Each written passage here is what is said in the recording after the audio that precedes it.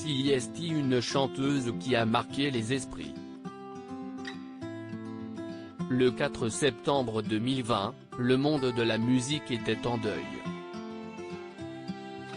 Annie Cordy, âgée de 92 ans, décédait des suites d'un malaise cardiaque à Cannes.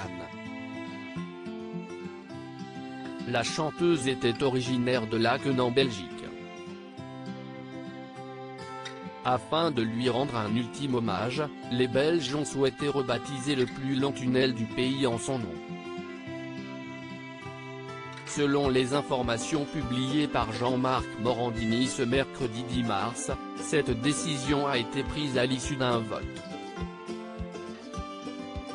Ce sont donc 14 personnalités qui étaient en compétition. Parmi elles, la résistante André de Jong, la romancière née à Bruxelles Marguerite Yourcenar, la juriste et féministe belge Marie Popelin et d'autres figures comme Marie Curie, Rosa Parks ou Simone Veil. Un communiqué publié par Bruxelles Mobilité à l'issue de ce vote explique, CIST Annie Cordy qui se démarque clairement parmi les 15 candidates avec plus de 22% des votes avant d'ajouter, parmi les rues de la capitale belge qui portent le nom d'une personne, à peine 6,1% portent le nom d'une femme et 93,9% celui d'un homme, rappelle le service public bruxellois. Ce tunnel, connu pour ses bouchons, était jusqu'à présent nommé tunnel Léopold II, du nom de l'ex-roi, figure controversée du passé colonial de la Belgique. Un hommage à une artiste qui n'a jamais été oubliée. Une star aux multiples talents. Annie Cordy est une chanteuse qui a rapidement su se faire apprécier du public. Connue pour ses titres Tata Yo-Yo mais aussi Ça ira mieux demain, elle a enregistré plus de 700 chansons durant toute sa carrière.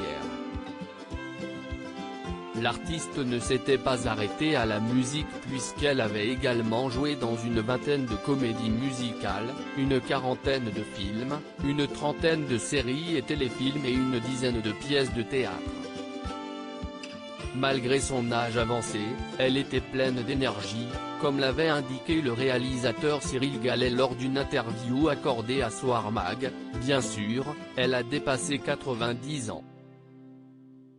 Elle ne peut plus se lancer dans de longues tournées. Mais elle conserve son dynamisme, sa voix. Elle doit se ménager. Elle ne veut en tout cas pas monter sur scène sans pouvoir se donner à 100%.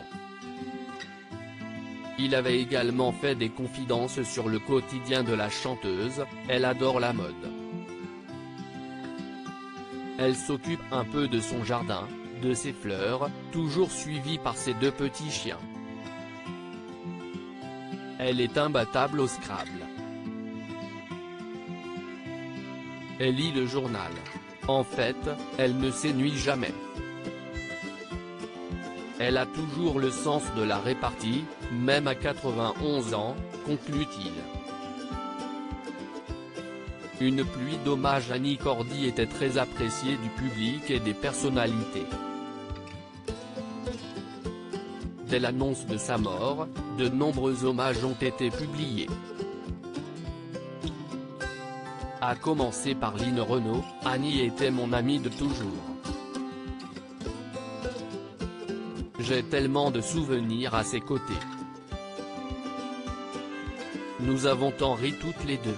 Ma peine est immense.